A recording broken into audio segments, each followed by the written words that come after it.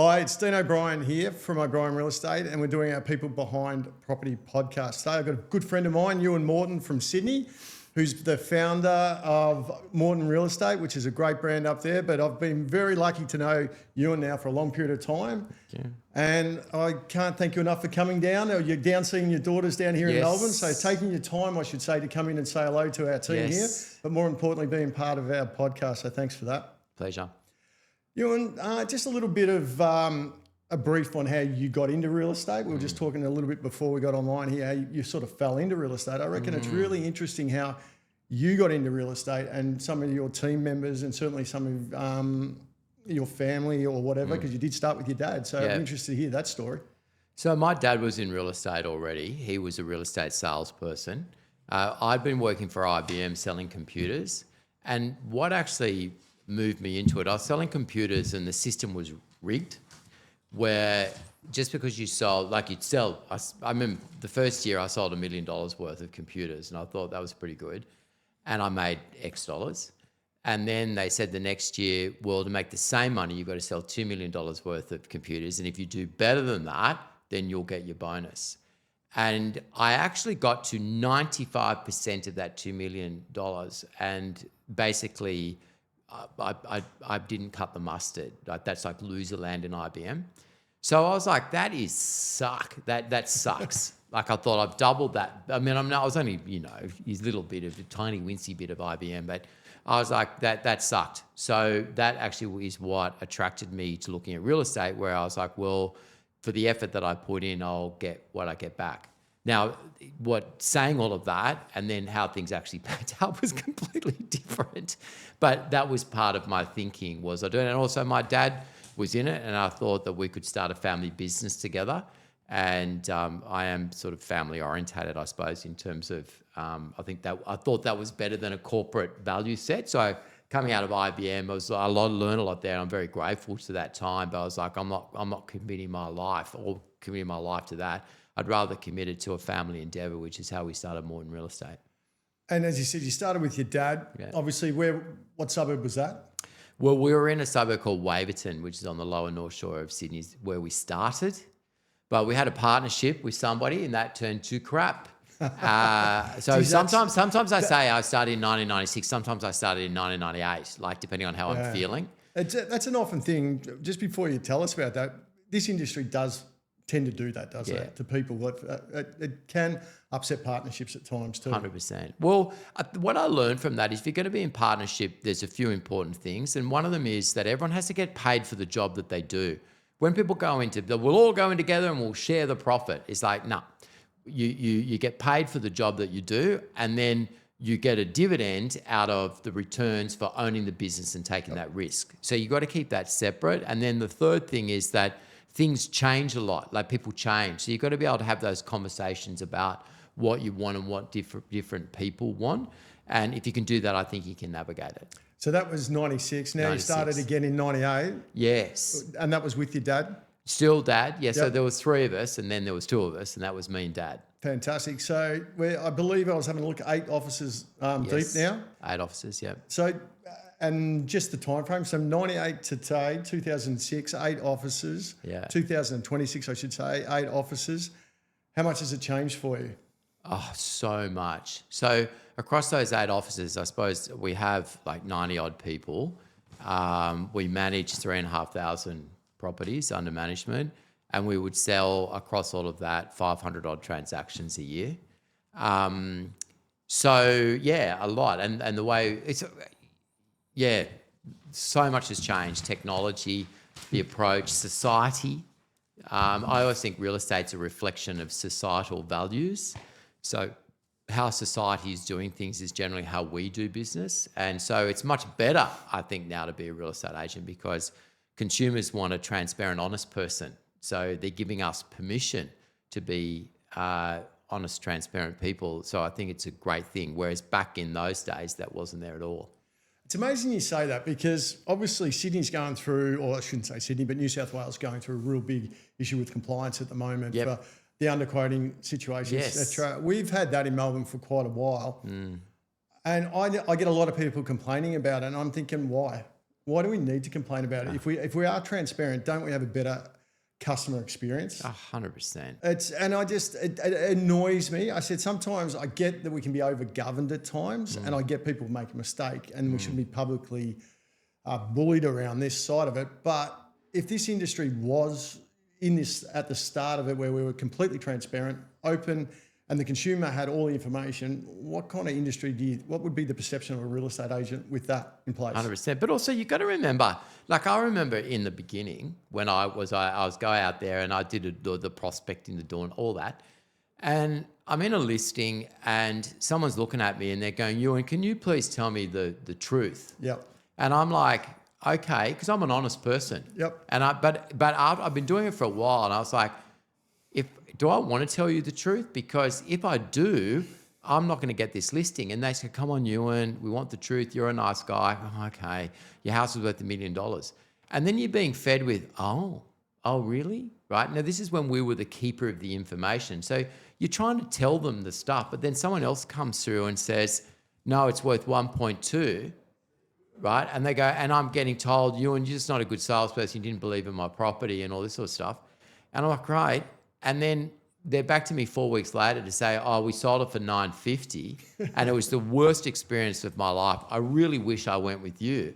And you go, well, that's really wonderful. As you know, the agent that listed is getting into his BMW M4 and I'm getting into my Suzuki Swift. Like navigate. This is the thing that people don't understand. So you have to navigate that. So for a while there, what the skill was is you need to tell them what they needed to hear to get the listing.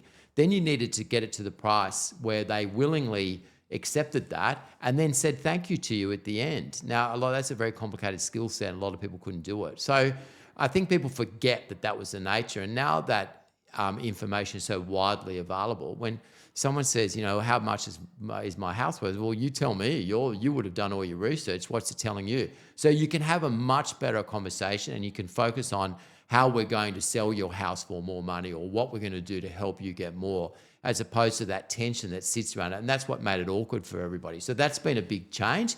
But I do think that a lot of the industry still doesn't trust in that. It's funny. I was just thinking back when I first started, because I come from a small country town, Alexandria, 2,500 people. And when I come to Melbourne, I didn't know anyone. And of course, being that country boy, you had to tell the truth in a small country town because 100%.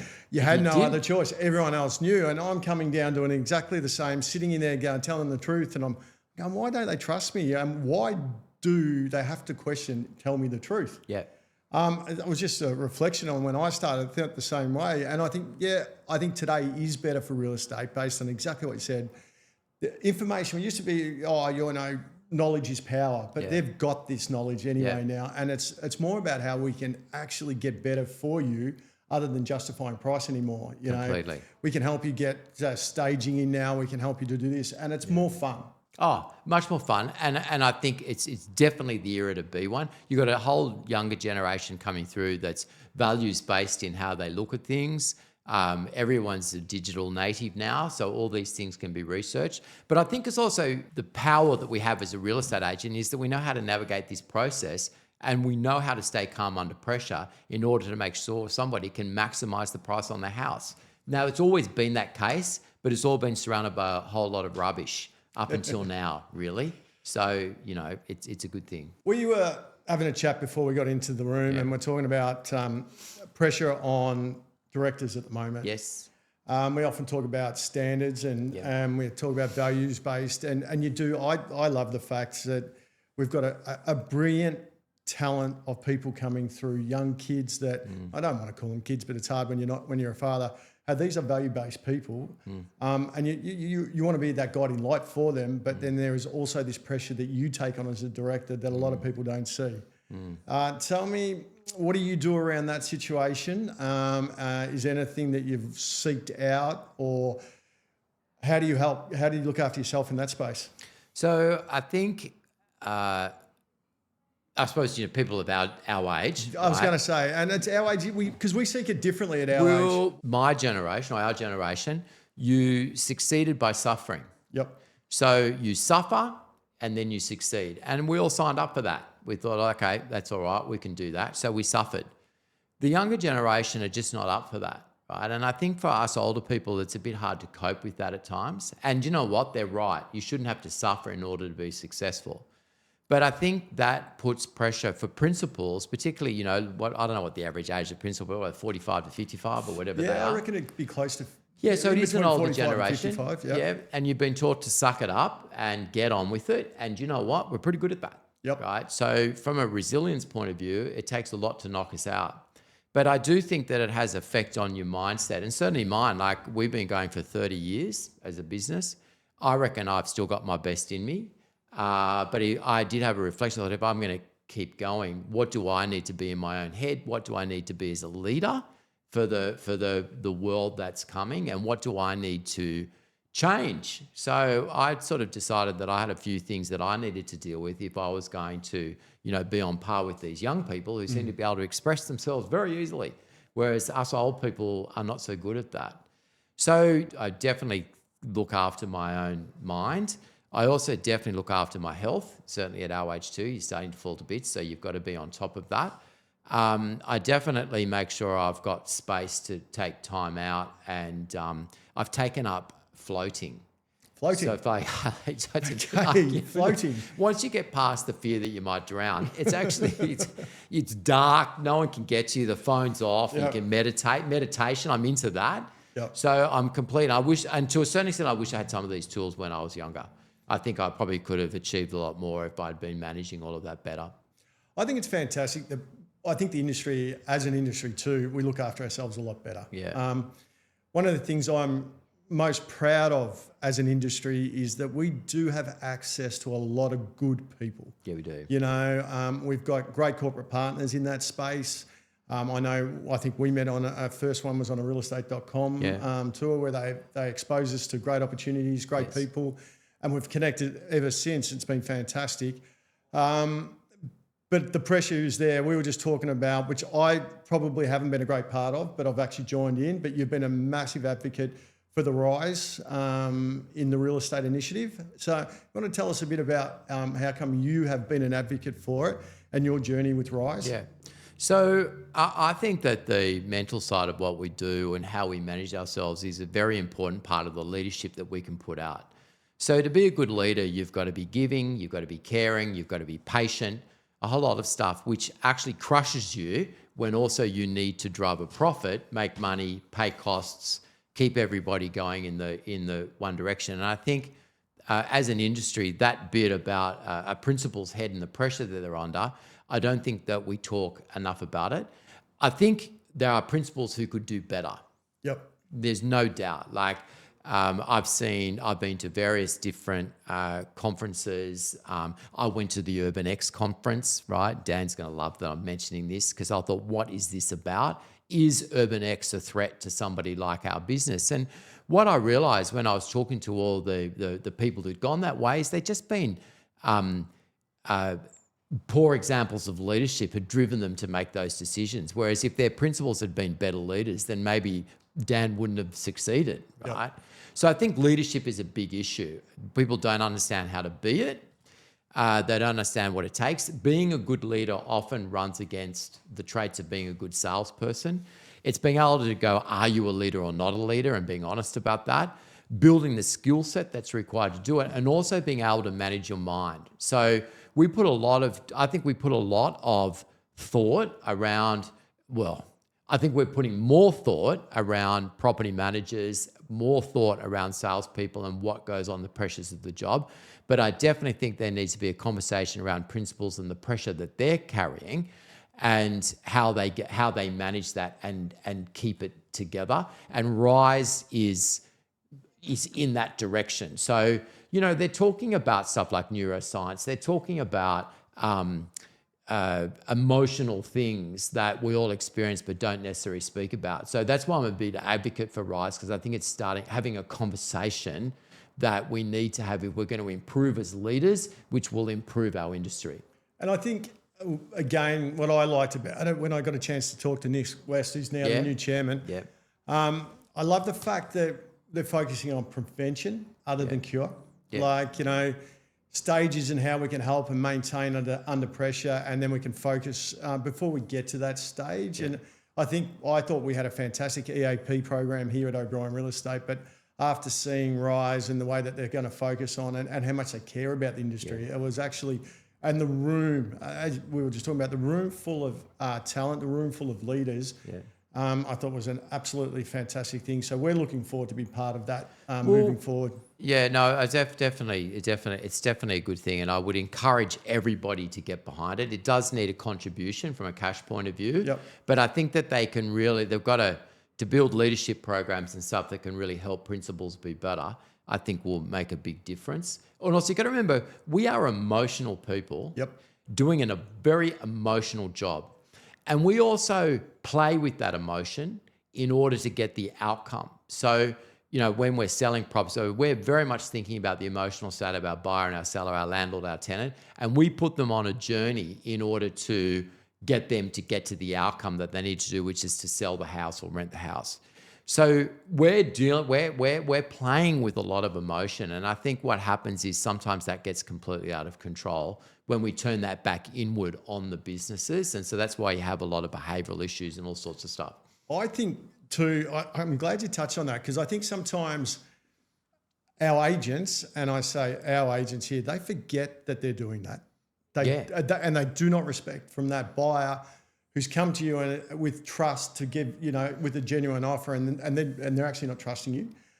Sellers, they've given you the keys to the house. There's not too many people get keys to a house in most people's lives with the biggest financial investment, and sometimes that lack of respect of that emotional play is really an industry problem. But then when you turn it again to the agents, they do take on a lot of pressure with it as well sometimes. 100%. So some of this, although it may be forgotten, and sometimes these agents, great agents, are also taking a lot of that pressure, Completely. because they know that, and especially walking into a house where there might be financial difficulty, some will say they'll take advantage, but I'll tell you now, most of our agents will actually try and do the very best from those people.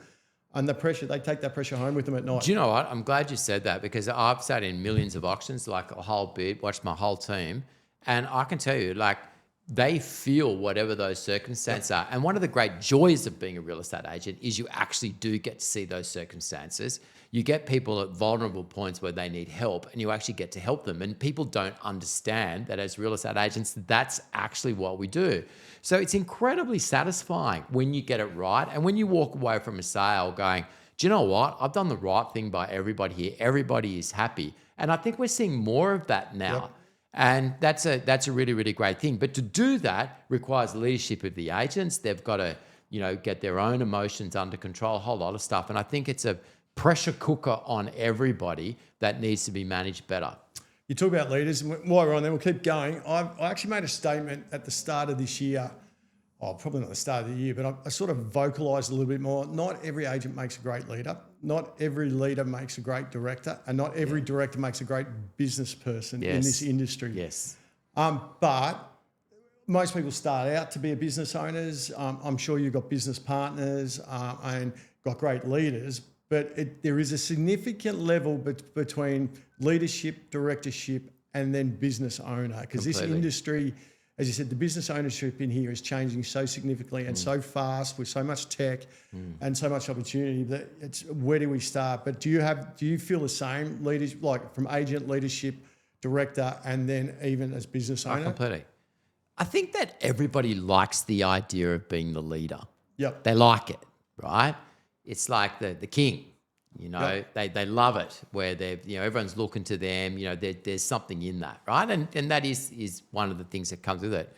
But I think a lot of people don't give enough credence to the responsibility that you carry. And so to be a good leader, you have to be able to put yourself second. You have to be caring. You've got to be patient. You've got to be able to see the best in people when sometimes that's difficult to see, and more importantly, they can't see, right? Yeah. So to be that set is completely the antithesis of what it takes to be a successful salesperson.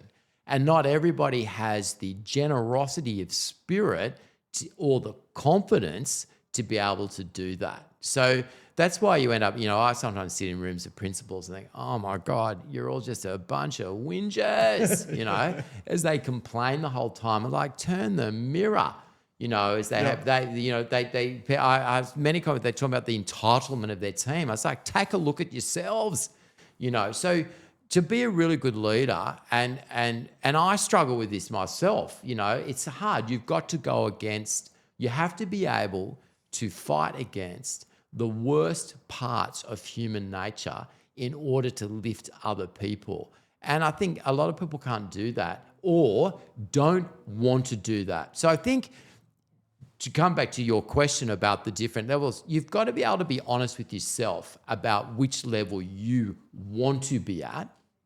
And if you want to be at the highest level, what are you prepared to change in yourself to be that?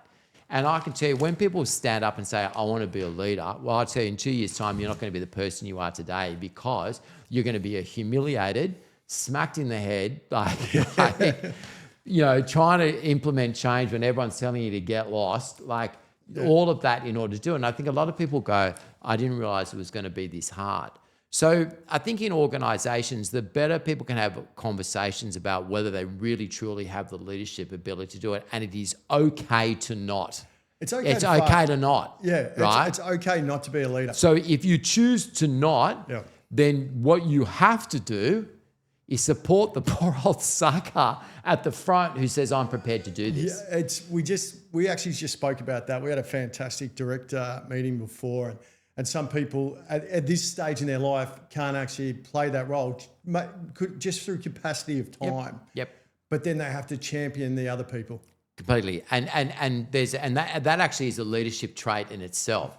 So, you've got someone in your organization who is the CEO maybe, and they're trying to do their best, and you've decided to be a really good salesperson, and you don't want to be that role. So when everyone in the office is whinging and complaining, well, you can say, no, I think this is a good idea. He's trying to do his best, cut him some slack or cut her some slack. Yeah. I think that's a leadership trait in itself. It's not a big one, right? It's not a big effort, but that can actually make the big difference to culture. So I think everyone deciding which bit of leadership they wish to be in and then staying in their lane on that can actually really change an organization. Now, one of the things I found unique about you, and it was last year, and I haven't actually had the chance to tell you this.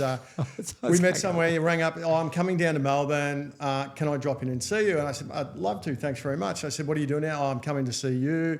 I'm coming to see James Keenan. I'm going to reach out. And I've gone, wow, a guy who I respect deeply in the industry, 30 years, thought-provoking, also really a student of real estate. I'm going, and I had 30 years of the industry coming down. And you made a statement which has sit with me for a long time, and I thought I should have rang you up. Yeah. You actually said, I haven't actually reached my full potential. Yeah. When you come down, I've gone, wow. Yeah.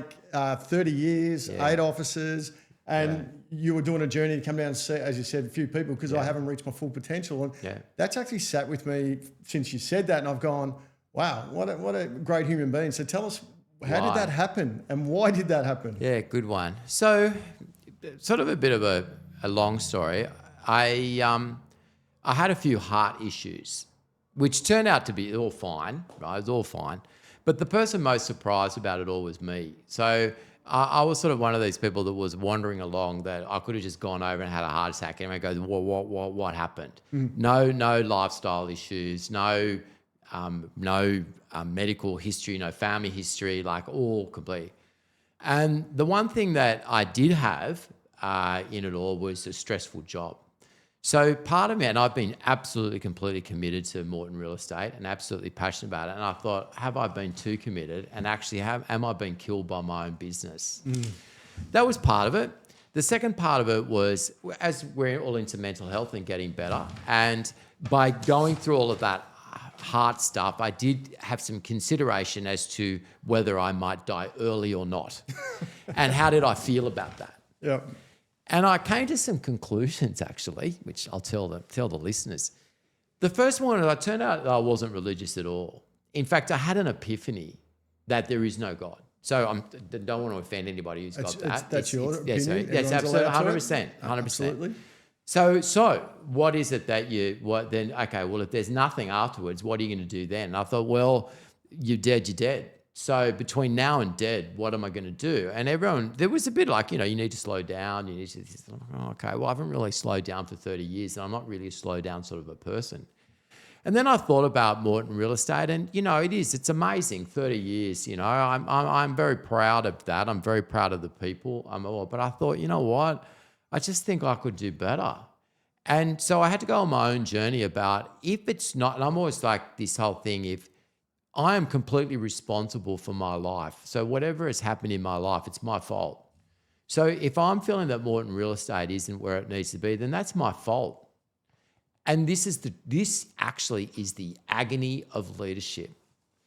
And I reckon I have a crisis of leadership at least every 12 months where I go, oh my God, it's not going where I need to go. Well, the problem's obviously me. So what do I need to do to change it? And so that journey that I was when I came to see, and James Keenan he's been such a great help. Right? He's called Crackers for a reason. Yeah, he's a good man. He's a good man. He's such a good man. And he was so helpful to me because he said, Ewan, you're on a quest.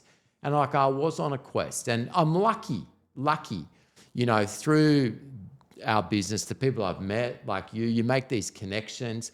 And I've always found people who are successful have been so happy to share. Yeah. And because I've got this network of people now, I can ring them up and drop in and see it and get that level. So I went on a quest, and part of that was going, well, what do I need to be?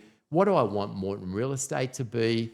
How do we as a leadership team, how do I lead that better? And so I've been on a complete journey of it. And I did some work with Tanja Lee. I'll give her a plug, Evolution Agents. Everyone sign up for her course. Because I said to her, I don't think I'm living my potential. And she's like, I agree with you. Because I've known her, over like everyone. So I thought I had to work on my own mindset. And that's what I've been doing over the last year, is to work on that and let go of a bunch of stuff so that I can push forward. And what I've decided to do is double the thing. And for no reason. And for no reason in For particular. no reason at all. Yeah. We're just going to double it because we've always been a growth business. I've got these great young people coming through. They need a future, right? My kids are educated now. Like, my girls, I've got 3 girls and they're all in their early 20s and 2 of them have jobs. So you just think, oh my God, I'm passing that phase. So I just thought, right, my business is my hobby in a way. I love the people. I love the people I've met. And I thought I'm just going to turn around and go hard. So last year, David, who's my business partner, I said, right, we're just going to double it. And he's very cautious, right? He's actually, he's the one who plans it. And he's like, I don't know how we're going to do that. And I said, I don't know either, but let's just tell everybody. Because you just tell everybody, and then you've got to get on with it. And so now we're moving down that path. So we're going to double our sales. We're going to double it. We want to get to 10,000 managements. The business too was a bit stuck. I felt like we were in a bit of no man's land. So we're all company owned. Like, it's not a franchise. And you and I have talked about the pros and the cons of this. And so I felt like we were a bit stuck where we either have to get bigger and go bigger, or we have to pack up and go home. And I wasn't prepared to pack up.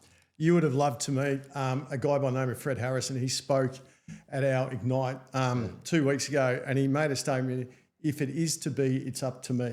It is to be, yes. There you go. And I looked at it and I'm going, you just virtually said that.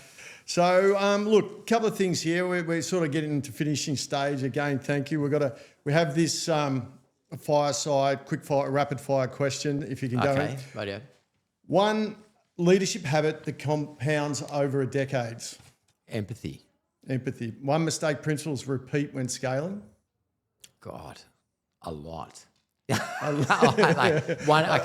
You want a quick answer on that one? One mistake. Probably not planning it well enough. Yeah, I couldn't agree more. Yeah. This one's easy. I think we've got you on there. Culture or profit? Which comes first? Culture. But I want to say this.